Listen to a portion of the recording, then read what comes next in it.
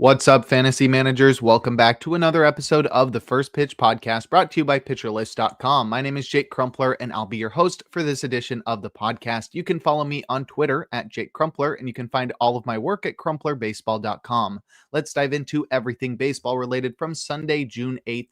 We'll start it off, as always, with the transactions, injuries, news, and notes from around the league, beginning things with the bad news as starting pitcher Zebby Matthews was placed on the 15-day IL with a shoulder strain. He's coming off his first big league win.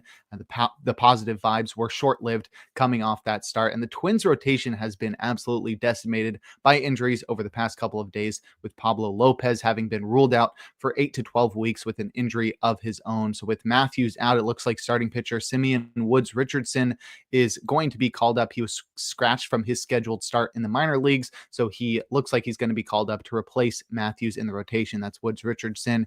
And in a corresponding move, relief pitcher Danny Coulomb was activated from the 15-day IL and will re-enter the Twins bullpen. In terms of transactions, outfielder John Kenzie Noel was optioned to the minors by the Guardians. He's really struggled this season, batting 146 with just a pair of homers and a 4 WRC+, so really not great there from John Kenzie Noel. In a corresponding move, outfielder Jonathan Rodriguez was recalled from the minors at AAA. He's batted 324 with 7 homers and a 145 WRC+, and Rodriguez will be on the short side of a right field platoon for the Guardians moving forward. Our other transaction involves first baseman Lamont Wade Jr., who was recently designated for assignment by the Giants. He was traded by the Giants to the Angels and looks like he will factor into a bench role for the Angels, with Nolan Schanuel locked in at first base and Mike Trout filling in at DH. Wade will have a difficult time factoring into the lineup, but he does have the ability to play some outfield, so maybe we see him play the corner outfield for the Angels. But that's Lamont Wade Jr., now a member of the Los Angeles Angels. In terms of news, starting pitcher Eury Perez, who underwent Tommy John surgery last year and is finally expected to make his return. He will be activated from the 60-day IL today to make his season debut in Pittsburgh. I'd grab him everywhere. He is one of the brightest young pitchers in the game.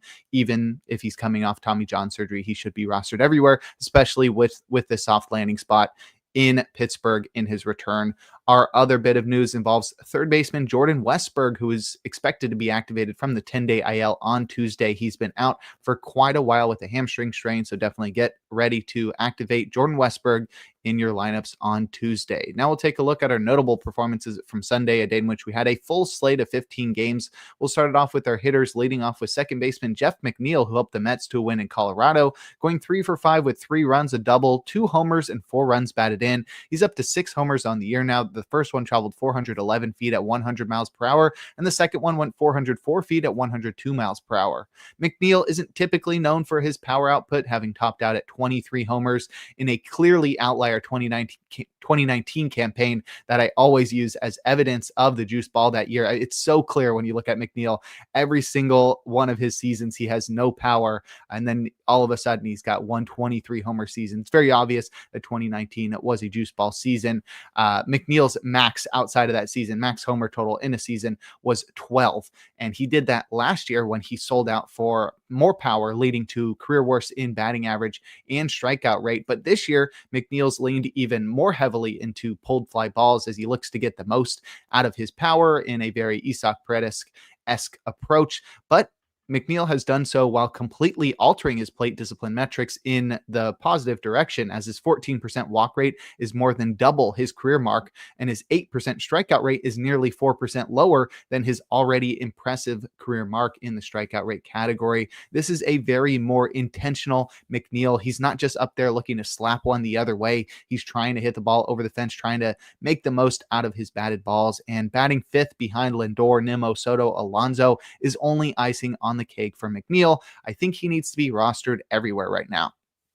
Next, we have first baseman Abraham Toro, who helped the Red Sox to a win in the Bronx, going 3 for 5 with 2 runs, 2 doubles, a home run, and 2 runs batted in. It was his 4th homer of the year, and it traveled 391 feet at 104 miles per hour. With Tristan Casas and Alex Bregman on the IL, Toro is seeing tons of playing time in the corner infield for Boston, playing first base against righties and filling the short side of a third base platoon against lefties, obviously. We've seen brief glimpses of Toro being fantasy relevant, but brief is the key word there. It's always been short-lived. Even last year with the A's, Toro was pretty solid, but it quickly fizzled out over the second half of the season. Toro's inability to consistently impact the ball prevents him from being a consistent or a constant force at the plate. Right now, Toro is being ultra aggressive and it's paying off, but as his luck subsides and the Red Sox become healthier, he'll be out of a regular role. Right now, I think Toro is worth the time in 15 teamers while he's playing, and he's playing well,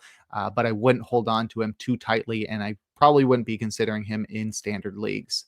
Lastly, we have first baseman Christian Encarnacion Strand, who helped the Reds to win versus the Diamondbacks, going 2 for 3 with a run, a home run, an RBI, and a walk for good measure. Was his 5th homer of the year, and it traveled 403 feet at 105 miles per hour. And there was lots of hype surrounding CES last year after he tore up the minors for 2 consecutive years. In 2022, Encarnacion Strand batted 304 with 32 homers and 8 steals with a 151 WRC plus between high A and double A before batting 331 with 20 homers, 2 steals, and a 155 WRC plus at triple A in 2023. Which helped him to make his major league debut that year, where he mashed to the tune of a 270 batting average, 13 homers, and a 111 WRC plus. However, Encarnacion's 2024 season was wiped out by injuries, and that was supposed to be his true breakout season. A back injury has already wiped out 2 months of Christian Encarnacion Strand's 2025 campaign, but he's returned on fire, homering in each of his first 3 games since being activated. CES still has some steps to take at the plate to attain his full potential, but his minor league track record is impossible to ignore, and he deserves attention in the majority of leagues while he's on fire. But if you'd like a breakdown of other notable hitting performances from Sunday, check out the Daily Batters Box article over on PitcherList.com. Now we'll head to the mound and check out some notable starting pitching performances, opening with Brandon Walter, who helped the Astros as best as he could, but the Astros lost in Cleveland. Walter tossed 6 innings, allowing 6 hits and 2 earned runs while walking nobody and striking out 5. He induced 9 whiffs, so 28% CSW across 90 pitches. And Walter, a southpaw, faced a righty-loaded lineup and found success with tons of strikes and solid pitch separation. He filled up the zone with 88 to 89 mile per hour cutters to the tune of an 80% zone rate and a 90% strike rate. Pretty incredible there from Walter on his cutter. The pitch returned 12 foul balls and 5 outs in play as it kept him in at bats all night. Changeups and sweepers were deployed to induce whiffs by Walter. The slow ball was located pristinely at the bottom of the zone, but it returned just 3 whiffs and 23% CSW as the Guardians were able to lay off the changeups. Sweepers found more success though as they maintained the ability to find the zone. They got 4 whiffs and 33% CSW, but it's not really overwhelming from Walter. But when his command of his main trio of pitches is solid enough, he can find a quality start like we saw on Sunday, and I think that's certainly in the cards with the Twins up next. Next, we have George Kirby, who helped the Mariners to win in Anaheim, tossing 7 innings, allowing 2 hits and 2 earned runs. He walked nobody and struck out 14, inducing 14 whiffs with 39% CSW across 96 pitches. And as amazing as those 14 strikeouts were, that 39% CSW led baseball on Sunday, earning Kirby the King Cole. Those 14 strikeouts were also a career high.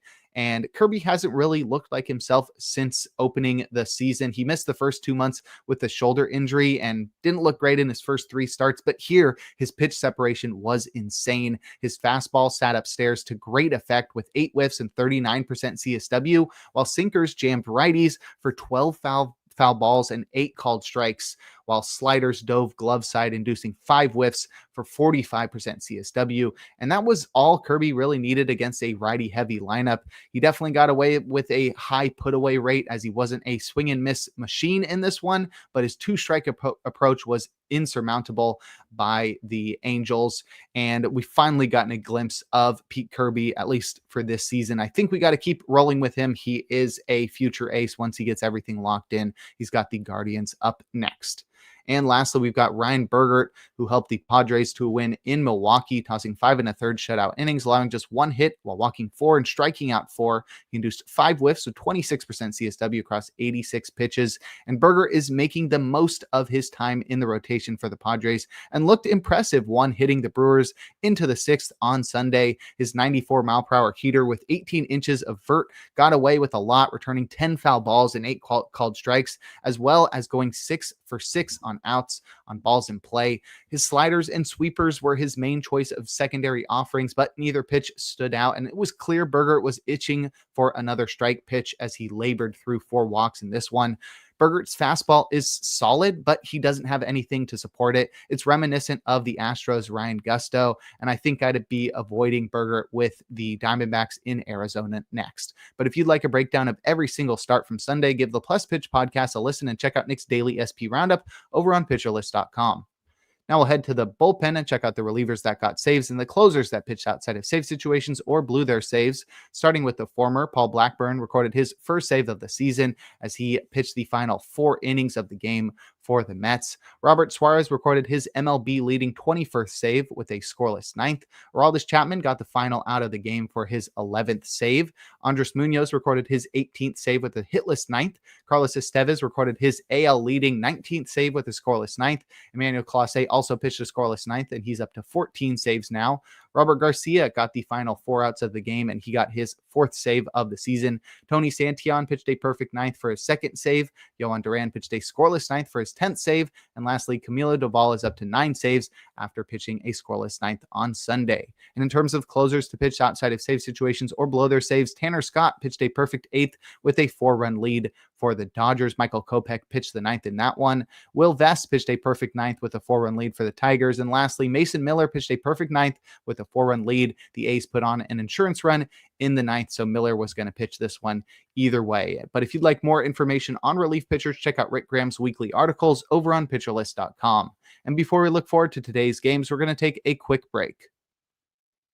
Now we'll look forward to Monday, June 9th, a day in which we'll have just 9 games on the slate. My matchup of the day is Zach Wheeler versus Matthew Boyd. Wheeler is, in my opinion, the best pitcher in baseball, and Boyd has been really great this year. I'm happy to see his renaissance, so this should be a fun matchup with Wheeler returning from the paternity list. In terms of probable starters, we've got 2 guys in the auto starts tier, including Wheeler. We've also got Chris Sale in Milwaukee. Our probably starts tier has 3 guys, and that's where we'll find our streamer of the day in Luis Ortiz versus the Reds. The Reds outside of Cincinnati are pretty much going to roll over for most pitchers, and Ortiz has been surprisingly solid this year, and his control has been much better recently. He's been finding a lot of strikes and thus finding a lot of success, and I think Ortiz should continue finding success against the Reds in Pittsburgh on Monday. I'd also keep an eye out for Brian Bayo versus the Rays.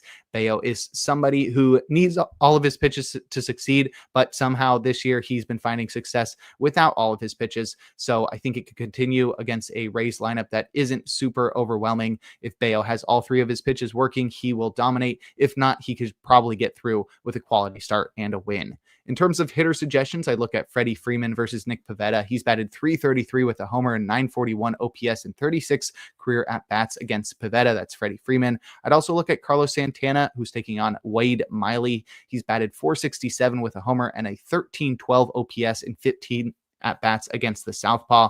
And lastly, I take a look at Josh Lowe versus Brian Bayo. He's batted .412 with a homer and an 1150 OPS in 17 at-bats versus Bayo. And now we'll close things out with our relievers to watch. Aroldis Chapman has pitched on back-to-back days, so expect Greg Weissert to be the Red Sox closer on Monday. Emmanuel Clase has pitched on back-to-back days, but so has Cade Smith, so we could see Hunter Gaddis fill in for the Guardians on Monday. And lastly, Camilo Doval has pitched in 3 of the past 4 days, so Randy Rodriguez should be the temporary closer for the Giants. But that'll do it for today's episode of the First Pitch Podcast. Make sure to head on over to PitcherList.com to check out all of the great articles and features we have on the site.